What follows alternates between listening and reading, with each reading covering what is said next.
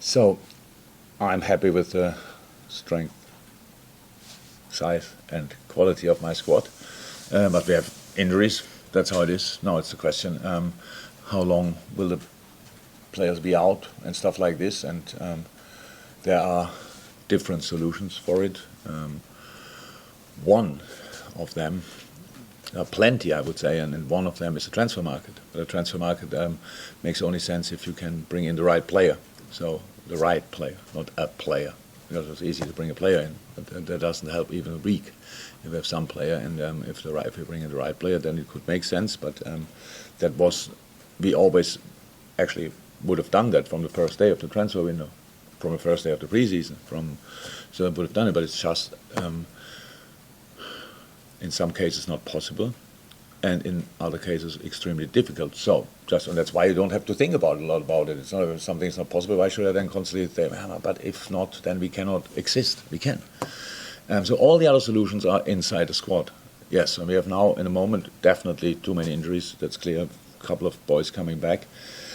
Nabi will be back, and for Monday, and Kostas will train today the first time, so he might be back as well.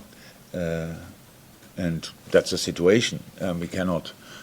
I understand the questions really, and on the other side, I don't understand it as well, because it's just if there would be the right solution for us, we would have done it already. We are not stubborn or whatever and say no way, we don't bring in anybody. It's just about the right thing to do. And when people told me at the beginning of the season that we will lack a specific kind of midfielder, I didn't understand that, because if you search for these specific things, then you always lack something. If you have technical players, then you miss the fighter. If you have the fighters, then you miss just to name two things. So if it was always like this, if there would be the right player and there would be an opportunity, we would have done it. We would do it, but I don't see it because we had a lot of conversations already, and it doesn't look like something will happen. Okay. You referenced the slow sort of start to the game last week. I'm sure you expect the tempo to be different in front of the home fans at Anfield. And also, will the timing of the game help, given the intense sort of heat that we've got Saturday and Sunday? It's going to be a lot cooler on Monday, and playing in the evening. Is that a big advantage for you? Yeah, but for Crystal Palace the same. So no, it's much better, of course, to play than at night time than whenever at each other time. So, but it's for Crystal Palace the same. So, same advantage, but much more comfortable to play, of course. But it shouldn't be a comfortable game at all. So it should be really busy. But I'm actually not in doubt about that. Helped by the fixture list. Wow. Harvey Elliott. This is what you take out of it, of my answer. Helped by the fixture list. No, it's fortuitous, I suppose. Yeah, for both teams, and it makes it a fair competition again. If we only would play at night and Crystal Palace had to play in the heat at 30 degrees or whatever, that would be a real advantage. But so it's just a game at night. Apologies. Harvey Elliott signed that extension to his contract yesterday. A big talent, a great future ahead, I'm sure. Is he very much in your plans for Monday in terms of a possible starter? Yeah, he's always a fantastic boy, super player, and came on, had a real impact, played a really good preseason, very helpful, and yeah, of course. Thank you. Welcome. Hi, Jurgen. Hi. This weekend is the 30th anniversary of the first Premier League weekend back in 1992, so a lot has happened in that time. So I'm just wondering, as far as you're concerned, maybe your first memories of the Premier League and your favourite memories of the Premier League.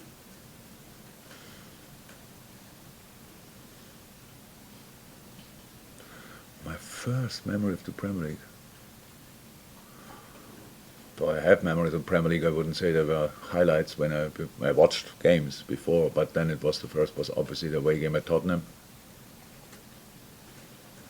I mean, just in general, not necessarily for Liverpool, but actually your favourite one then.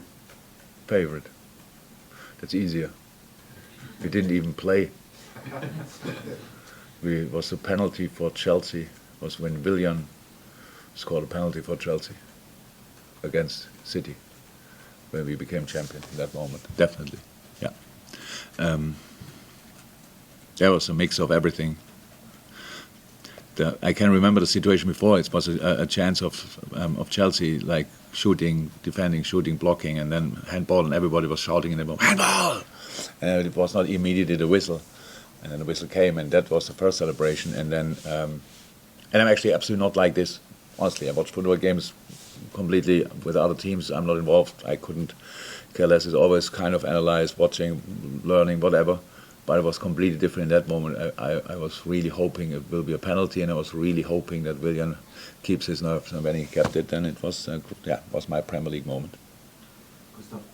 Roberto Firmino, if he does start, it's his third start in a row, which he hasn't done, I don't think, since February or March.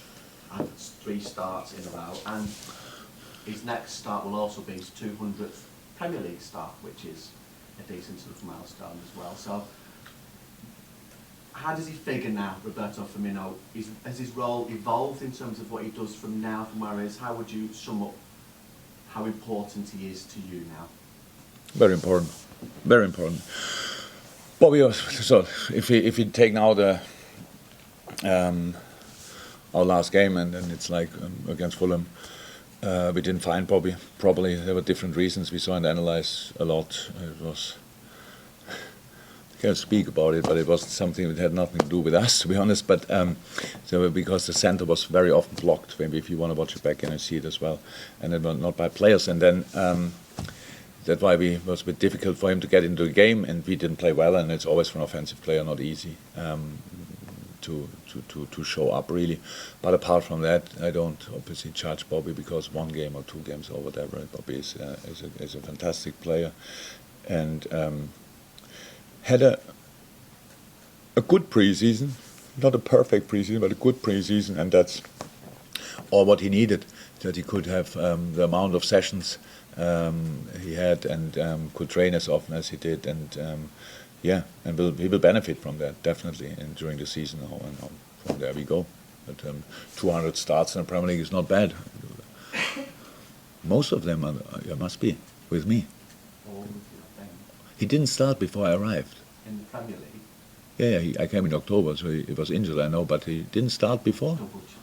Yeah, double check, let's do that. Yeah. Thank you, Jeff. Welcome. You said after the Fulham draw that the attitude wasn't right from the beginning in that match. Is that something that's been addressed this week? Did it take much sorting out to do? No. Yeah, we addressed, of course, after the game directly. But it's a bit about my English. I'm not sure if attitude is the right thing, but we had a slow start. I didn't like the start at all. I saw then the attitude to fight back, but that's a different thing because it's better you have a high intense, highly concentrated, lively start in a football game than not. But it's very often that the game starts like this. That's not a problem. But first pass, we got it to the fullback, pass it backwards. Next one gets blocked by the winger. That is always a sign. Okay, come on, switch on now. And that took too long in this game. And when we want to fight back, we gave parts of the momentum to Fulham, which was absolutely unnecessary, because we played a really not a good game. And still could have scored more goals. So that's now, imagine we would have found really back in the game, and we had our moments in the second half, and we had moments in the first half, but really not enough. So if I make now a big fuss of it and talk every day about it, imagine that. That would be strange as well. So we tried to make sure that we are ready for this game, and we were more often ready than not. And that's what we have to be again, and nothing else. Having a slow start doesn't mean you have to start slow all the time, or you will never do it again, but it's a sign. Use it as an information, change it, and go from there. It's only this going to sound really stupid then, but how do you avoid a slow start? How do you get it right? And that's easy. What do you mean? It's a silly question. It's actually a little bit, but by not being slow in mind. We saw that in last season as well, sort of some of the games last last season towards the end, those slow starts? Towards the end, you cannot compare that. That's your life is so easy. After 55 games or 50, and then you tell me that it's a slow start. What do you want? So you have to find a completely different situation. This is the start of the season. It's completely different. I promise you, I didn't watch these games back, but I heard already that now we conceded goals or whatever in it. You cannot play 64 games and just be before the game and during all phases of the game superior. You have 64 games and you fight through it somehow, completely different. So this one now is find direction, open up, all these kind of things, and be awake here. So be awake here before it starts. So that's how it is, and so it's not really difficult. Most of us do that every morning. Some of us start every morning slow, and some of us start and are awake and could start working in that moment if they will need a bathroom. So and that's and that's a difference. But these boys still more often than not.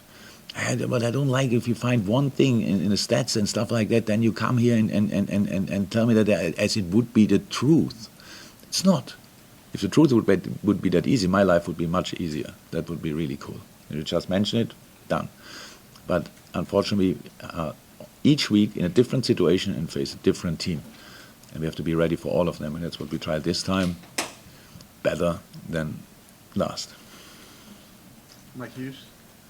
Jurgen, as disappointed as you were with the performance last week against Fulham, sometimes can there be merits in terms of for the players to, at this point in the season, we've got to be focused every game, we've got to be switched on.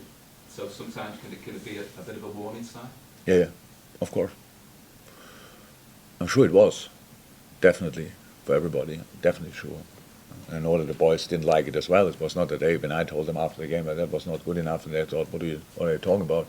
So I know exactly that the boys knew it as well. So it's how I always said, you can lose a game, but you have to learn from it, and that's in this case exactly the same, because it felt like if we would have lost, it was exactly the feeling I had when I left the stadium, but we didn't. That's the good news. We got a point, and now let's go.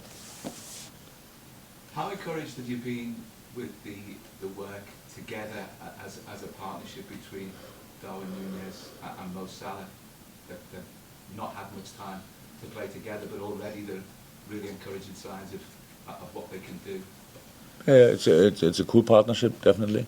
It's two players who are determined to score and be in the decisive areas, coming behind the line, wherever the line is. It's very helpful. Mo is in a really good moment. So and Darwin is settling in. So I think Luis just missed a goal, if you want. Really good moments, really good situation. Two chances. One was post, I think, or crossbar, and then got blocked by in another situation. So a little bit of luck, and he scored. That would help him as well massively. But apart from that, so this department was not our problem at last weekend. Thank you. No more for the open. Carl at the back, sorry, Hayden. Just to go back to the midfield situation, there's quite a few words. Harvey's new contract says is a reward for his development and is influencing the team. We've spoken a lot about Naby and how he's had a number of false starts and he needs to get them again. Do you now need, is now the time for one of those players some players to step up and fill the gap in midfield? It's been quite consistent selection, really. Everybody has just to make the next step in their development. That's normal. So I said Harvey played already at incredible level. He got injured, and that's it pretty much. Played a good preseason, came on all the games when he came on was really decisive. Came on against City, played a really good game. Came on now, played a really good game. So does he have to step up? Yeah, but like all the others as well. So and filling the gap. Yeah, actually, when you start with 8 or 9 midfielders, they all have the same chance. So if one is out, who is it in a gap, or is it just a situation? So and we have injuries, but I expect from the boys that they, over the time we work together, and of course, rather sooner than later, they fulfill their potential. So that's what I'm